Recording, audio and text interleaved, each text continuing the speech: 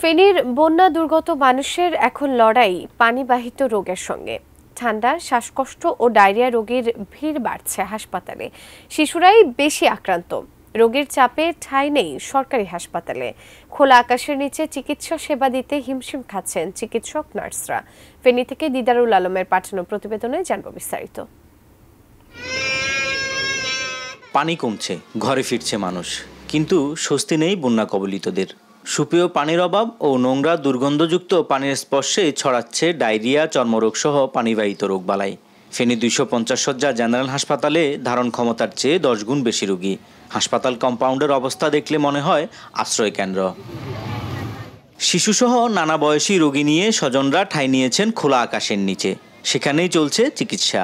বন্যার আঘাতে বিপর্যস্ত জীবনে এ আরেক কঠিন বাস্তবতা।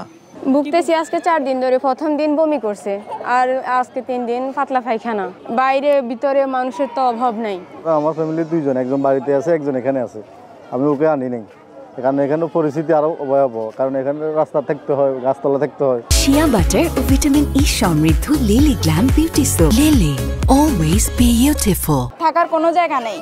এখন চিকিৎসা নিতে আসে উল্টা আরো অসুস্থ হয়ে গেছে বাচ্চা।